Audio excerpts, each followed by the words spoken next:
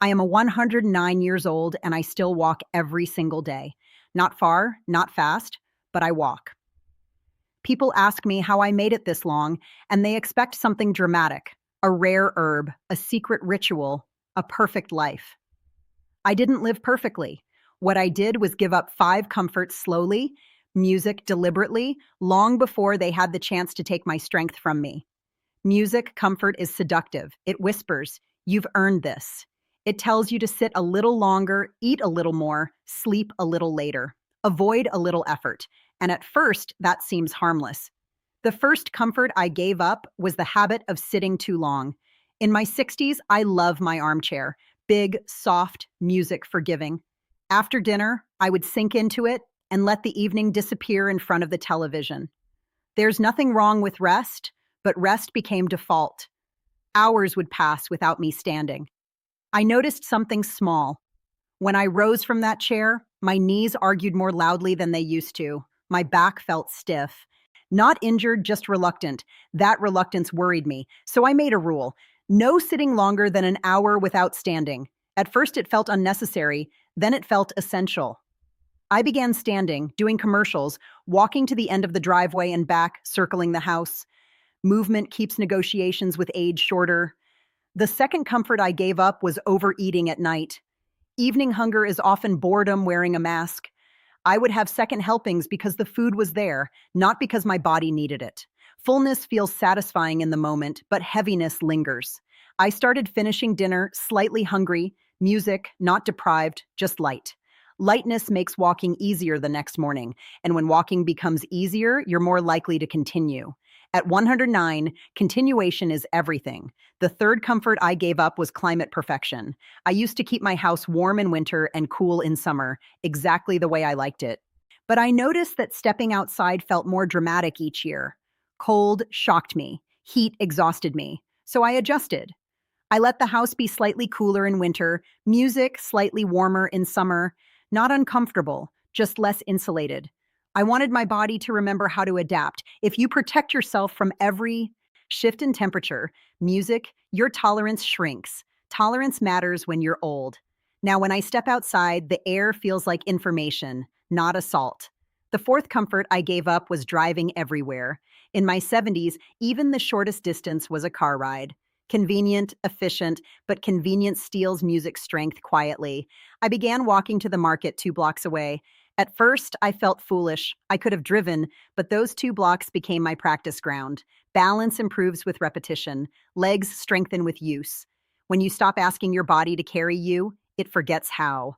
The fifth comfort I gave up was sleeping too late. As retirement settled in, mornings drifted. I would wake, then linger in bed because there was nowhere urgent to be. Linger long enough and the body stiffens. So I began rising with intention, not early for the sake of pride, but early enough to greet the day before it slipped away. Morning light matters. It sets a rhythm inside you. At 109, rhythm is survival. Now let me tell you something important. None of these were extreme sacrifices. I did not run marathons. I did not deny myself pleasure entirely.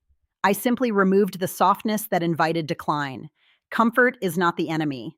Excess comfort is. When you are young, your body forgives. When you are older, it records.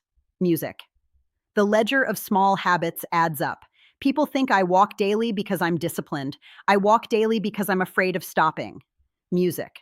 Stopping becomes habit just as easily as moving does. There were days I didn't feel like walking. Rainy mornings, sore hips, music, restless nights.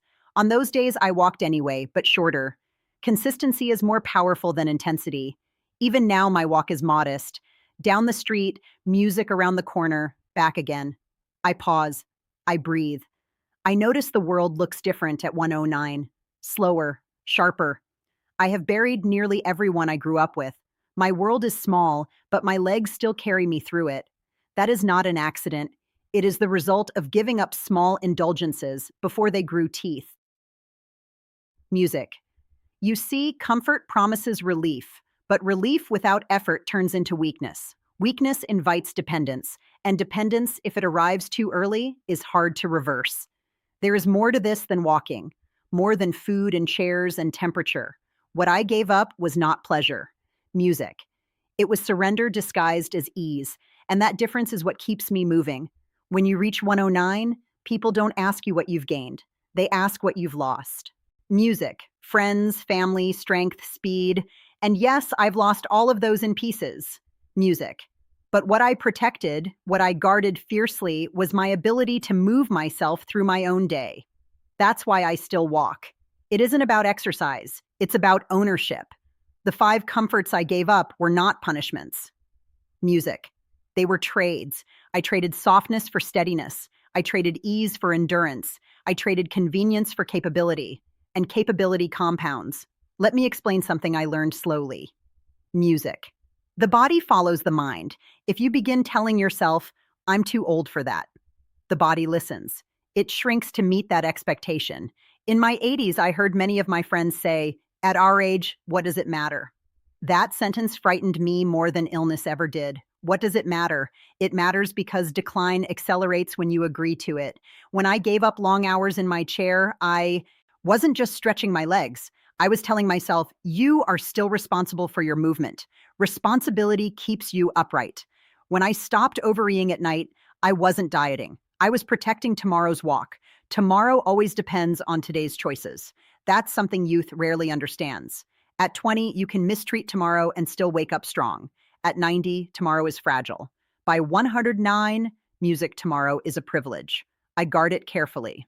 There's another comfort I didn't mention before. Excuses. Excuses are deeply comfortable. My knees hurt. It's too cold. I walked yesterday.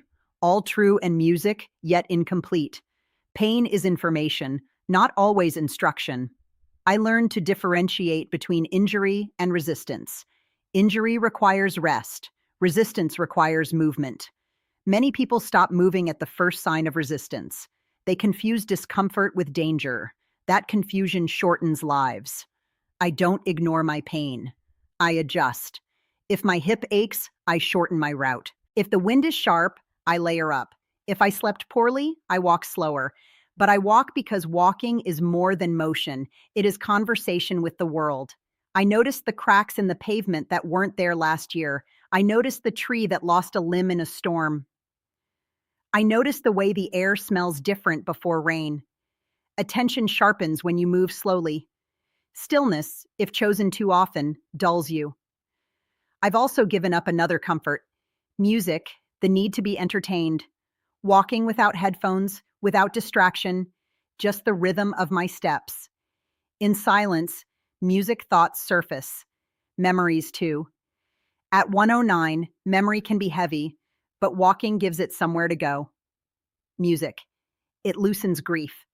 I've outlived my wife by 30 years. There were mornings after she passed music when the idea of walking felt pointless. Who was I walking for? Not her, not anyone else, for myself. Movement is proof of life, and life at this age is not measured in years, it's measured in participation. If you stop participating, you age faster than your calendar. People often tell me I am remarkable. I am not. I am stubborn. Stubborn enough to refuse decline before it is mandatory. Stubborn enough to reject the luxury of total comfort. Total comfort weakens muscle. Yes, but it also weakens will. Will matters more than people think. I have seen strong bodies surrender because the will grew soft. Music. I have seen fragile bodies endure because the will remained firm. When I gave up climate perfection in my home, I was teaching my body to adapt. Adaptation is survival. If you cushion yourself from every discomfort, you lose resilience. Resilience is not built in crisis. It's built in mild, repeated challenges. A cool room in winter, a warm afternoon walk in summer, a shorter meal, an earlier rise. Small stresses build capacity, and capacity is what carries you into triple digits. Music. There is something else. Walking keeps pride in its proper place. I walk past houses where younger people live. I walk past children who don't notice me. I am invisible in many ways, but I am not irrelevant. Every step I take is a quiet declaration. I am still here. You don't reach 109 by chasing comfort. You reach it by cooperating with reality. Reality says the body declines. Music. It also says the body responds to use. I use mine music gently repeatedly, and I gave up the comfort of waiting for motivation. Motivation is unreliable. Habit is faithful. I walk whether I feel inspired or not. Most days, music inspiration follows action, not the other way around. Music. At this age, I no longer walk to extend my life. That part is out of my hands. Music, I walk to inhabit it, to feel my feet on the ground, to breathe air that hasn't been filtered through walls, to remind myself music that movement is still possible. The five comforts I gave up were not dramatic sacrifices. They were quiet corrections, course adjustments before the ship drifted too far. Music. And here I am, 109, slow, bent, but upright.